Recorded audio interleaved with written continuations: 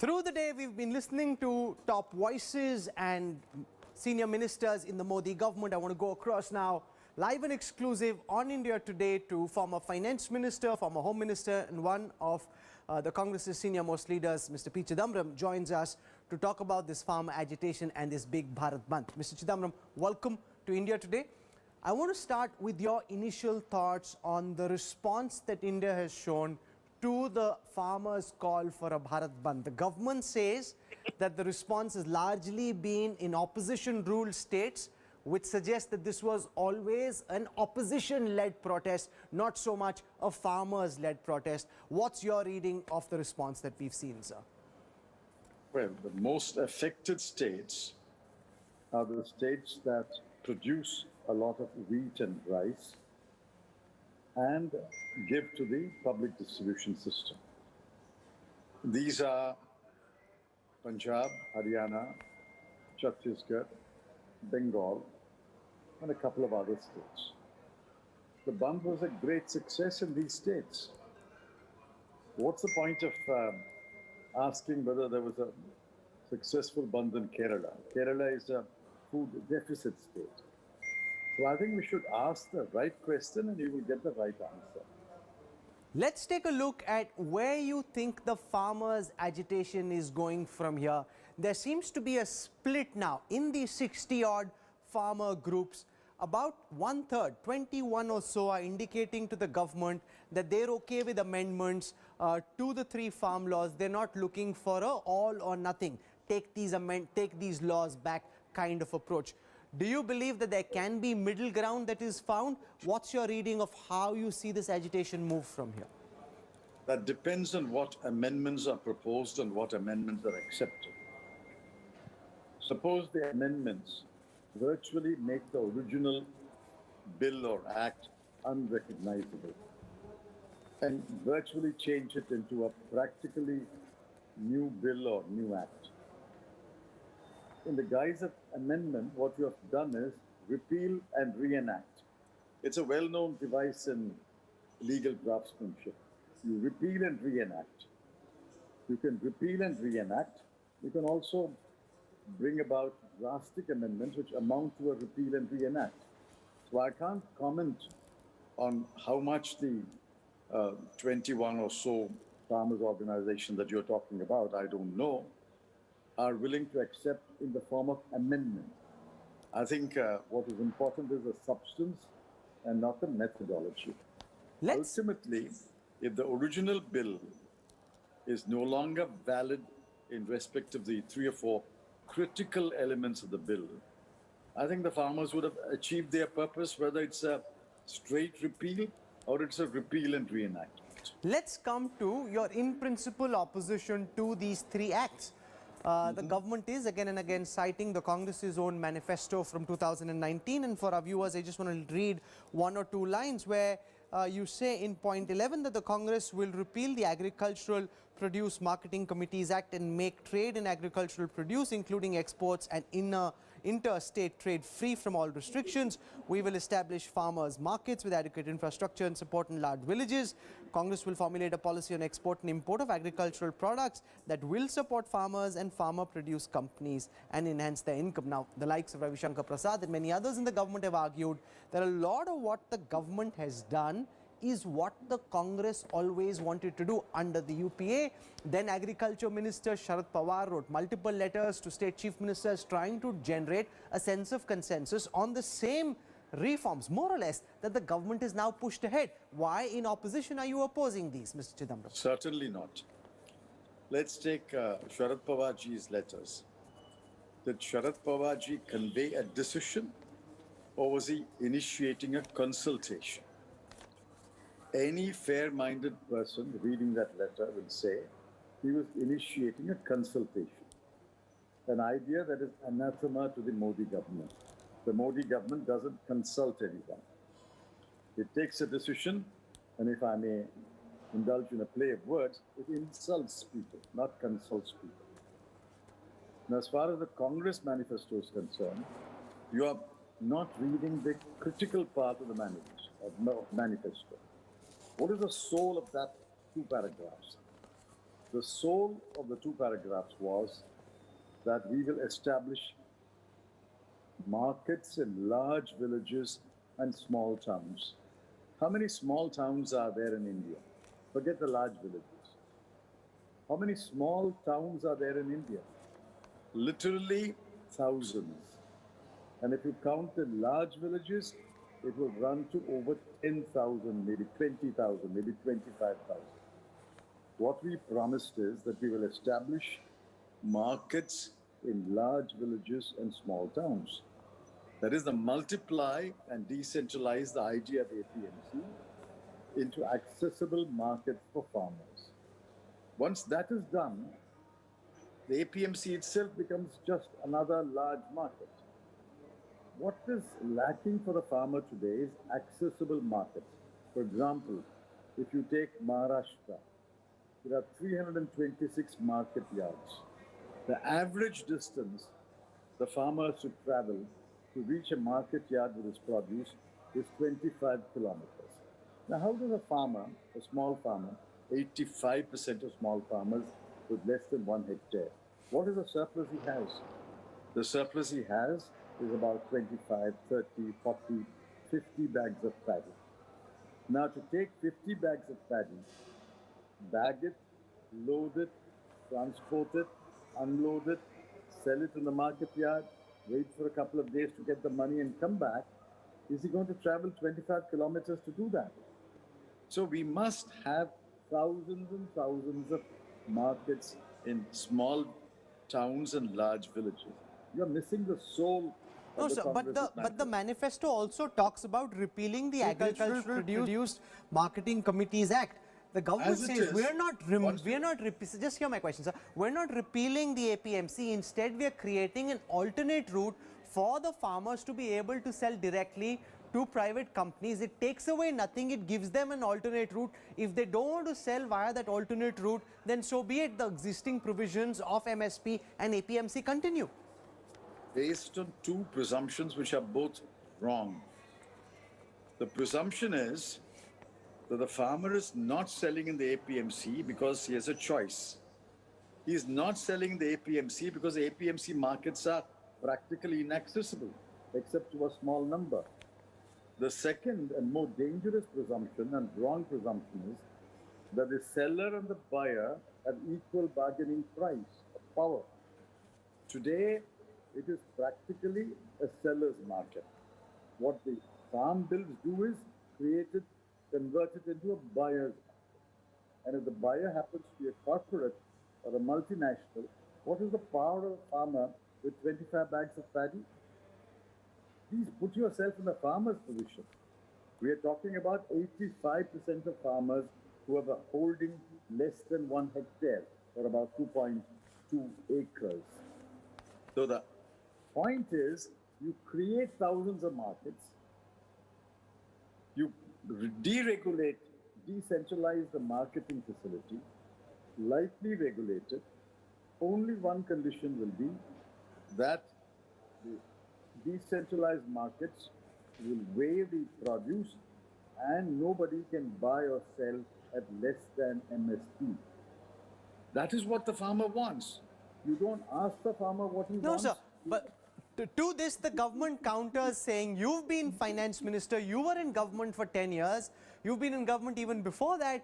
When you had the opportunity, why did you not make minimum support price a statutory guarantee under law?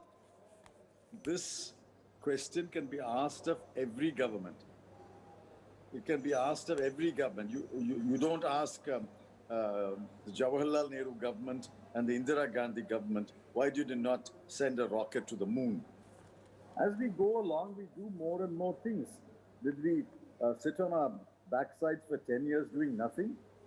We did other things. We circulated a model APMC Act. That is the first step to reform the marketing system. Sharad Pawar ji refers to the model APMC Act. We were trying to build a consensus. Only some states reenacted their APMC Acts in line with the model. Others did not. So it is work in progress. The MSP was never an issue, never put in doubt never put in peril in the UPA government. Let me repeat that. Did any farmer come on street and say, we are afraid you're going to dilute or get rid of the MSP? They never doubted the UPA's intentions because we did nothing to put the MSP in peril. To which the Prime Minister himself has said, to which the Prime Minister has said, it's the likes of the Congress and others in opposition who are building a spectre of fear. Na hua hai, na hoga, na inke haq liye gaye hain, na liye jayenge. The Prime Minister said that no rights have been taken away. He in fact blamed the opposition for creating this doubt in the minds of the Indian farmer that their rights were being snatched when nothing had been done to do so. I'm surprised that you say nothing has been done. Why are you introducing the Farm Bill? To do nothing? If the Farm Bill does nothing, then don't introduce it. No, it's about whether rights are being taken away. Not nothing in the sense that nothing is being done. I'm telling you what rights have been taken away. The first right that has been taken away is that the traders can now form a cartel or become middlemen for corporates and buy at the farm gate. If somebody comes to my farm gate and I've got 25 bags of paddy, what is my bargaining power to bargain with him? I have no bargaining power.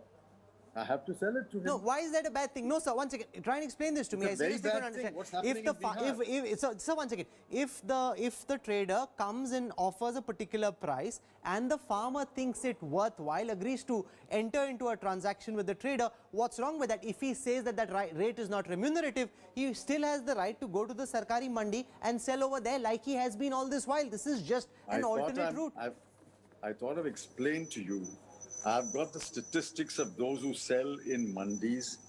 It's a very small percentage that sells in mandis.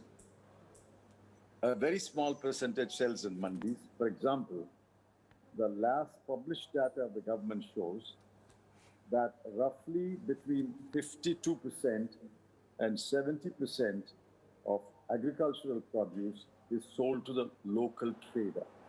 Not because the farmer does not want to go to the APMC. That's because the markets today are inaccessible. 25 kilometers in Maharashtra. It will be worse in Bihar, it will be worse in UP, it will be worse in Orissa. The point is you are assuming that there is equal bargaining power, equal opportunity, equal access, and everybody can do it. Sir, what is happening in Bihar? Just take example of Bihar. Bihar repealed the APMC Act. There is no APMC in Bihar. And you saw report after report. There was a report day before yesterday. Practically, the Bihar farmer is selling at about 25% to 35% less than the MSP. Just send your reporter to Bihar, collect data, ask 100 farmers at random, show me more than 5 farmers who have sold at equal to or more than MSP. The moment the APMC safety net goes, the moment that there are no alternative markets, the bargaining power of the farmer is more weakened. In fact, he has practically no bargaining power, which is what the farm bills create. So don't introduce the farm bill. Ask the farmers to draft their own bill and bring it if they want changes, if they want improvements. Why are you introducing a farm bill and imposing it on the farmer? And more important, imposing it on the states. Why can't the states make its own farm bill?